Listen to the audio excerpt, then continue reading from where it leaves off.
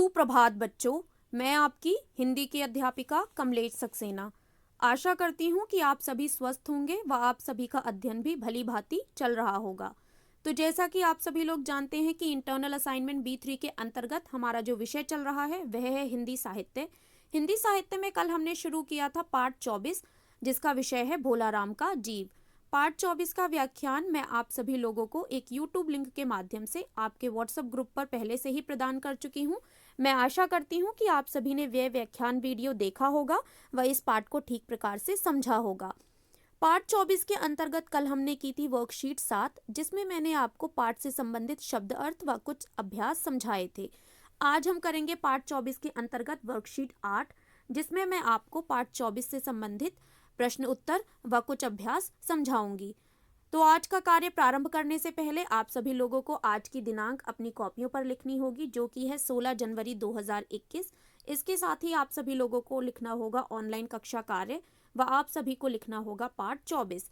पाठ का विषय डालना अनिवार्य नहीं है। आप लोगों ने कल यह पाठ प्रारंभ किया था, तब आप लोगों ने पाठ का विषय अवश्य ही डाला होगा। तो चलिए देखते हैं कि आज की वर्कशीट के अंतर्गत हमारा क्या कार्य रहेगा। प्रश्न 1 है लघु उत्तरीय प्रश्न उत्तर। प्रश्न 1 के अंतर्गत मैं आपको लघु उत्तरीय प्रश्न उत्तर समझाऊंगी। पहला प्रश्न है किसका जीव खो गया था।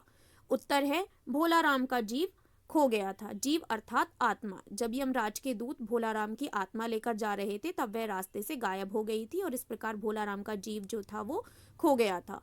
प्रश्न 2 है भोलाराम के परिवार में कितने सदस्य थे। उत्तर है भोलाराम के परिवार में 5 सदस्य थे। प्रश्न 3 है चपरासी ने नारद जी से क्या कहा।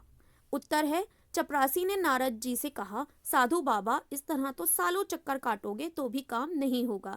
ऐसा करो सीधे बड़े साहब के पास जाओ, उन्हें खुश कर लिया तो काम फौरन हो जाएगा। नारद जी जो थे वो भोलाराम की अटकी हुई पेंशन के लिए पेंशन ऑफिस गए थे। तब वहां चपरासी ने उनसे कहा कि साधु बाबा अगर इस तरह आप चक्कर काटते रहेंगे तो काम कभी भी नहीं होगा, क्योंकि पेंशन ऑफिस में तो रिश्वत देकर ही काम होता है।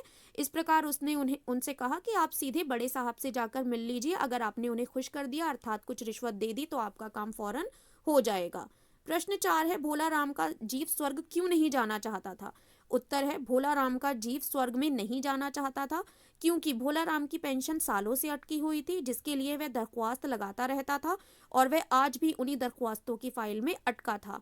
भोलाराम की आत्मा स्वर्ग इसलिए नहीं जाना चाहती थी क्योंकि पहले तो उसका देहांत भुखमरी के कारण हुआ था, क्योंकि उसकी पेंशन बहुत सालों से अटकी हुई थी, जिसके लिए वो लगातार दरख्वास्त लगाता था, एप्लीकेशंस जिसको हम बोलते हैं, लेकिन वो किसी भी प्रकार की रिश्वत नहीं देता था, इसलिए उसकी दरख्वास्तों के ऊपर किसी भी तरीके की कोई सुनवाई नहीं होती थी। तो भोलाराम की आत्मा आज भी उन्हीं दरख्वास्तों की फाइल में अटकी हुई थी, इसीलिए वो आज भी स्वर्ग नहीं जाना चाहती थी। प्रश्न 2 है निम्नलिखित शब्दों के विलोम शब्द लिखिए। नीचे कुछ शब्द दिए गए हैं जिनके हमें विलोम शब्द अर्थात उल्टे अर्थ वाले शब्द लिखने हैं। पहला शब्द है विरोधी, जिसका विलोम शब्द होगा सहयोगी। विरोधी किसी चीज का विरोध करने वाला, सहयोगी किसी कार्य में आपका जो साथ दे, सहयोग करे। दूसरा शब्द है रुदन अर्थात रोना, उसका विलोम शब्द होगा हास्य अर्थात हंसना। तीसरा शब्द है वरदान, जिसका विलोम शब्द होगा अभिशाप। चौथा शब्द है रोष, जिसका विलोम शब्द होगा प्रेम। पांचवा शब्द है आधार, जिसका विलोम शब्द होगा निराधार। छठा शब्द है अभ्यस्त, किसी काम में लगातार बिजी रहना, उसका विलोम शब्द होगा अनभ्यस्त। सातवां शब्द है कुरूप, जिसका विलोम शब्द होगा सुंदर। आठवां शब्द है सेवक, जिसका विलोम शब्द होगा नौकर। नवां शब्द है विशाल, जिसका विलोम शब्द होगा लघु, लघु अर्थात छोटा। 10वां शब्द है गायब, जिसका विलोम शब्द होगा प्रकट। प्रश्न 3 है निम्नलिखित शब्दों के वाक्य प्रयोग कीजिए। नीचे कुछ शब्द दिए गए हैं जिन्हें हमें अपने वाक्यों में प्रयोग करना है। पहला शब्द है नगण्य। नगण्य अर्थात साधारण व्यक्ति। वाक्य जो हमने बनाया है वह है माखनलाल गांव का एक नगण्य व्यक्ति है। माखनलाल गांव का एक साधारण व्यक्ति है। दूसरा शब्द है परिश्रम। वाक्य होगा परिश्रम से ही मनुष्य सफलता प्राप्त करता है। तीसरा शब्द है भ्रमण अर्थात घूमना। कल विद्यालय के छात्र चूका भ्रमण करने जाएंगे। चौथा शब्द है सहसा अर्थात अचानक। वाक्य होगा मेरा पुराना मित्र 10 वर्ष बाद सहसा सामने आ गया। मेरा मित्र जो है वो 10 वर्ष के बाद अचानक मेरे सामने आ गया। 5वां शब्द है रुदन अर्थात रोना। नारद जी ने देखा एक घर में माँ बेटी रुदन कर रही थी। 5वां प्रश्न है दीर्घ उत्तरीय प्रश्न, जिसके अंतर्गत मैं आपको दीर्घ उत्तरीय प्रश्नोत्तर समझाऊंगी। दीर्घ उत्तरीय प्रश्नोत्तर में हमारा पहला प्रश्न है चित्रगुप्त की परेशानी का क्या कारण था। चित्रगुप्त यमराज के सहयोगी हैं जो लेखा जोखा रखते हैं कि किस व्यक्ति की मृत्यु हो गई है, किसका कितना जीवन बचा है। तो चित्रगुप्त जो थे उनकी परेशानी का क्या कारण था इस पाठ में।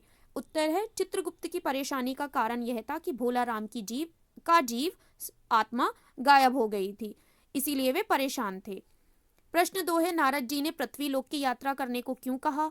उत्तर है नारद जी ने भोला राम के जीव का पता लगाने के लिए पृथ्वी लोक की यात्रा करने के लिए कहा। जब चित्रगुप्त ने यह परेशानी जताई कि भोला राम का जीव गायब हो गया है, कहीं भी नहीं मिल रहा है, तब भोला राम के जीव का पता लगाने के लिए नारद जी ने पृथ्वी लोक की यात्रा करने के लिए सोचा। प्रश्न 3 है भोला राम की स्त्री ने उसकी मृत्यु का क्या कारण बताया।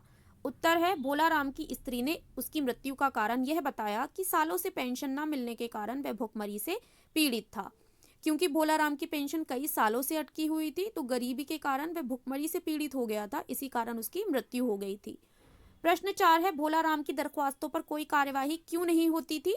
उत्तर है किसी भी प्रकार की रिश्वत न देने के कारण भोला राम की दरख्वास्तों पर कार्यवाही नहीं होती थी, क्योंकि भोला राम किसी भी प्रकार की कोई रिश्वत ही नहीं देता था और सरकारी दफ्तरों में अक्सर जो काम होते हैं वो रिश्वत देकर ही कराए जाते हैं।